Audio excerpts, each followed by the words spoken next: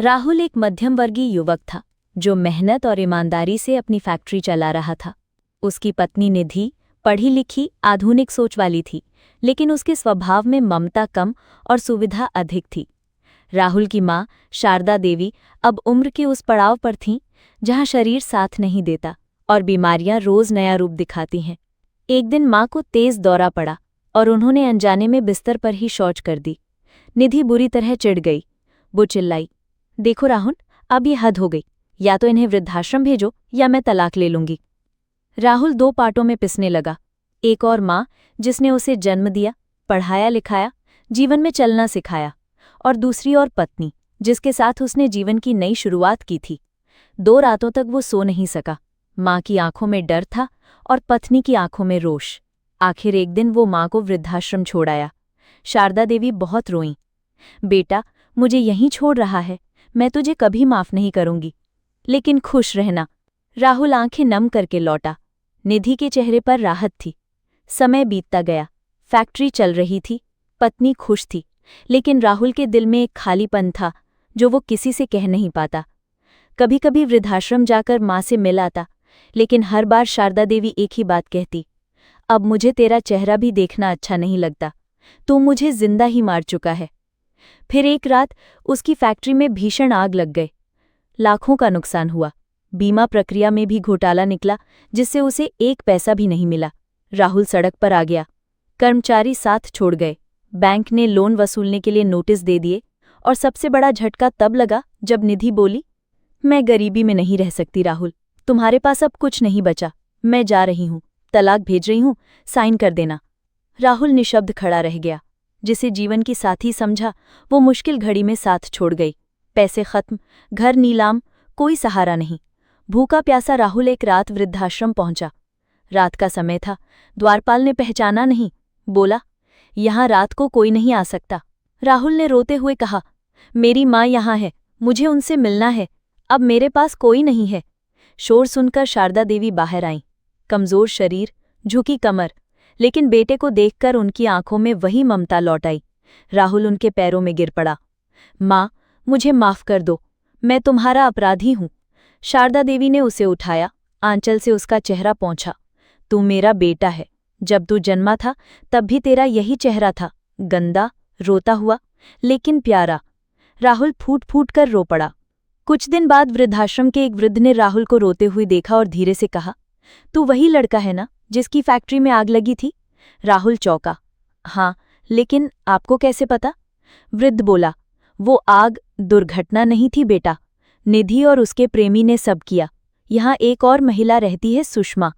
वो पहले निधि की मेड थी। उसने सब कुछ देखा था, लेकिन डर के मारे किसी से कुछ नहीं कहा। राहुल का खून खौल गया। उसने सुषमा से बात की। सुषमा ने सारे सबूत राहुल को सौंप दिए, तस्वीरें, रिकॉर्डिंग और निधि के प्रेमी के मैसेज।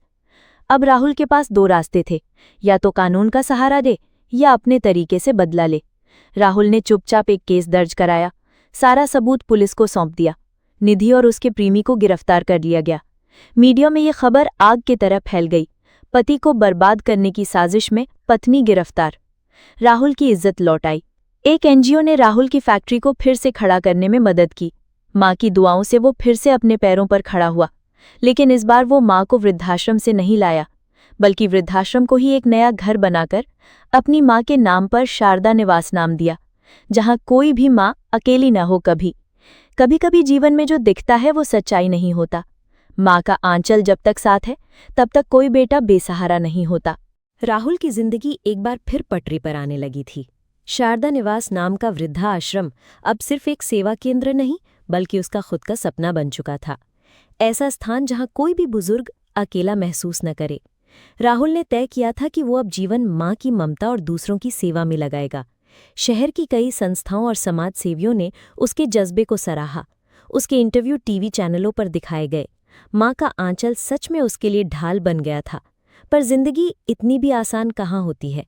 राहुल एक दिन ऑफिस में बैठा शारदा निवास के लिए नई योजनाएं बना रहा था कि तभी एक फोन आया। राहुल जी, मैं वकील राजीव बोल रहा हूँ। आपको ये बताना था कि आपकी पत्नी निधि को जमानत मिल गई है। राहुल का दिल एक पल को रुक गया। क्या? इतने सारे सबूतों के बावजूद? जी, कोर्ट ने माना कि पर्याप्त साक्ष्य हैं, लेकिन ट्रायल तक हिरासत जरूरी नहीं। उन्हें सिर्फ शहर छोड़ने की मनाही है। राहुल का सिर चकरा गया। उसी वक्त माँ भीतर आईं। बेटा, क्या बात है? चेहरा क्यों उतर गया? राहुल ने कुछ नहीं कहा, बस माँ के पास बैठकर सिर उनकी गोद में रख दिया। माँ, वो बाहर आ गई है। शारदा देवी का चेहरा गंभीर हो गया। बेटा, जब तक तू सच और न्याय के साथ है, तुझे कोई हरा नहीं सकता। जो तू बोएगा वही काटेगा, और जो तू नहीं बोएगा वो भी कभी कभी सामने आ जाता है। बस तैयार रहना। शाम को जब राहुल वृद्धाश्रम से बाहर निकला, उसे ऐसा महसूस हुआ जैसे कोई उसे देख रहा है। वो चारों ओर नजरें दौड़ाने लगा, पर कोई नहीं था। घर लौटते समय बाइक के ब्रेक फेल हो गए। जैसे तैसे उसने खुद को बचाया। राहुल को शक हुआ कि ये कोई संयोग नहीं था। क्या निधि ने बदला लेना शुरू कर दिया? रात को मोबाइल पर एक अननोन नंबर से मैसेज आया। तूने मुझे जेल भिजवाया था ना, अब तेरी बारी है। गेम शुरू हो चुका है। राहुल ने तुरंत पुलिस को इसकी जानकारी दी, लेकिन सबूतों की कमी के चलते कुछ नहीं हो सका। राहुल ने शारदा निवास में सुरक्षा बढ़ा दी। सीसीटीवी कैमरे, सिक्योरिटी गार्ड और इमरजेंसी अलार्म की व्यवस्था करवाई गई। वो जानता था निधि कुछ न कुछ जरूर करेगी। इसी दौरान एक अजनबी वृद्ध महिला विमला देवी शारदा निवास में रहने आई। उन्होंने बताया कि उनका कोई नहीं है और वो बुजुर्गों के लिए बने इस आश्रम में शांति से रहना चाहती हैं। शुरुआत में सब ठीक था, पर धीरे धीरे विमला देवी माँ से बहुत घुल मिल गई।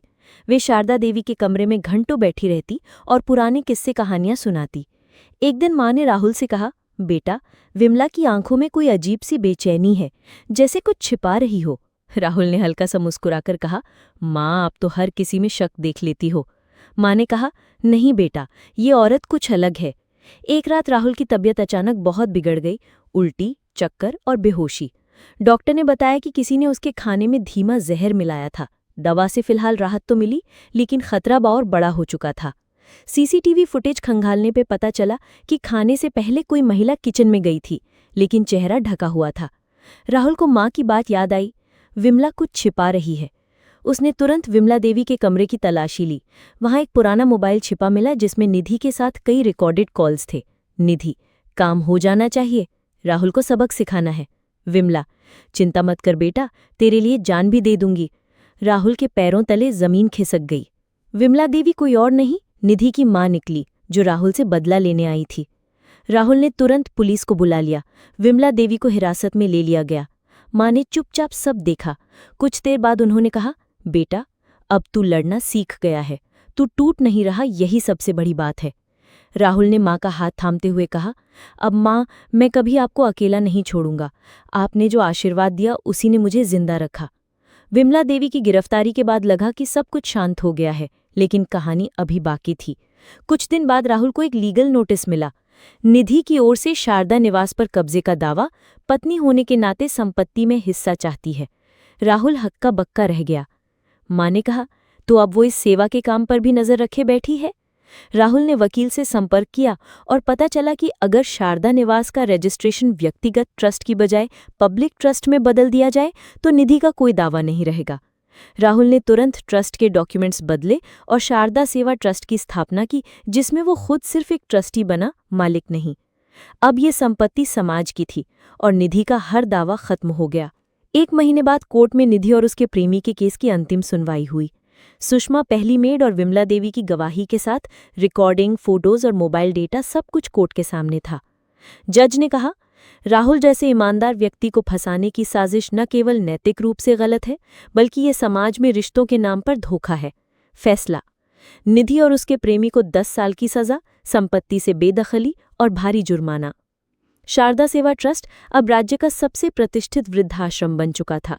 वहां रह रहे सभी बुजुर्गों को सम्मान, स्नेह और सुरक्षा मिल रही थी।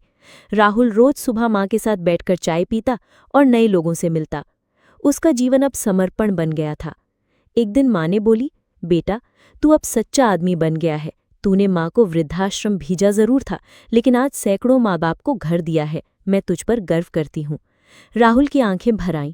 उसने माँ के पांव छूकर कहा, माँ, तेरे आंचल की छाँव में ही सुकून है। कभी कभी एक गलती जिंदगी बदल देती है, लेकिन सच्चे पश्चाताप और ममता के आंचल से कोई भी इंसान फिर से उठ सकता है। रिश्ते खून से नहीं, कर्म से बनते हैं। रिश्ते खून से नहीं, कर्म से बनते हैं। रिश्ते खून से नहीं सच्चे मायनों में बनते हैं। 1 साल बाद समय बीत गया।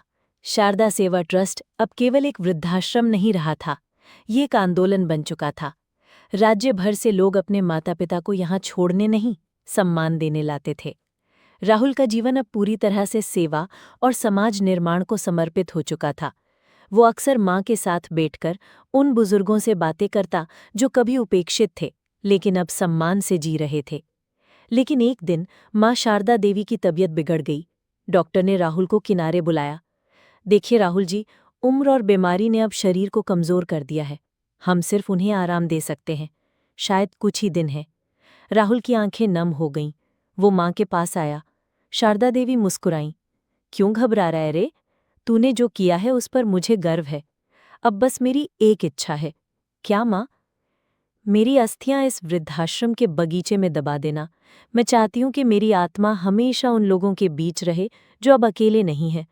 राहुल फूट फूट कर रो पड़ा। माँ, मैं तुम्हें खो नहीं सकता। अरे पगले, कौन कहता है तू मुझे खो देगा? जब जब किसी बूढ़ी माँ की आंखों में तू प्यार देखेगा, समझ लेना मैं वहीं हूँ। तीसरे दिन सुबह माँ ने अंतिम सांस ली। माँ की अंतिम इच्छा के अनुसार शारदा सेवा ट्रस्ट के बगीचे में उनका स्मारक बनाया गया। एक सुंदर संगमरमर का पत्थर जिस पर लिखा था, यहाँ विश्राम करती हैं शारदा देवी, जिन्होंने माँ शब्द को जीवंत किया। सैकड़ों लोग उनकी अंतिम यात्रा में शामिल हुए। हर आंख नम थी, पर हर दिल में गर्व था। राहुल ने माँ के जीवन को समर्पित एक मिशन की घोषणा की। अब हम शारदा योजना शुरू करेंगे, जहां हर बुजुर्ग को रहने की जगह ही नहीं, उनके अनुभव को नई पीढ़ी से जोड़ने का एक मंच भी मिलेगा। लेकिन हर अच्छे काम की राह में कुछ बाधाएं जरूर आती हैं। कुछ बिल्डर्स की नज़र वृद्धाश्रम की जमीन पर थी। उनका कहना था कि ये जमीन व्यावसायिक है और वहां मॉल या फ्लैट्स बनाए जा सकते हैं। उन्होंने झूठे दस्तावेज बनाकर कोर्ट में केस कर दिया कि ये जमीन उनकी है। राहुल के सामने अब एक और लड़ाई थी। वो कोर्ट गया, मीडिया से बात की, लोगों से समर्थन मांगा, लेकिन केस मजबूत था। उन्हें वो कागज दिखा रहे थे जो सालों पुराने थे। राहुल ने एक आंदोलन शुरू किया, माँ के घर को मत छीनो। सोशल मीडिया पर अभियान चला। हर वृद्धाश्रम निवासी ने अपनी कहानी सुनाई कि कैसे शारदा सेवा ट्रस्ट ने उन्हें जीवन दिया। देश भर से लोग समर्थन में आगे आए। बच्चे, युवा, बुजुर्ग सब सड़क पर उतर आए। आखिरकार सरकार को हस्तक्षेप करना पड़ा। जांच में पता चला कि बिल्डर्स ने नकली दस्तावेज बनाए थे। कोर्ट ने जमीन को शारदा सेवा ट्रस्ट के नाम पर स्थायी रूप से सुरक्षित घोषित किया। राहुल जीत गया, मां की जमीन बच गई। अब शारदा सेवा ट्रस्ट सिर्फ एक संस्था नहीं, बल्कि देश भर में बुजुर्गों के अधिकारों का प्रतीक बन चुका था।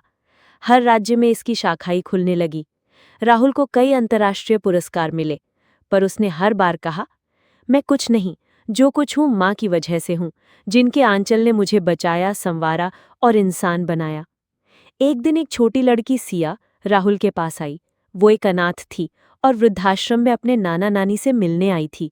उसने पूछा, आपके माँ कहाँ हैं? राहुल ने उसकी उंगली पकड़कर उसे बगीचे में ले गया, स्मारक दिखाया। यहाँ, वो यहीं रहती हैं, सबकी माँ बनकर। सिया बोली, तो मैं इन्हें भी माँ बुला सकती हूँ? राहुल की आंखें भर आईं। जरूर, अब ये तुम्हारी भी माँ है।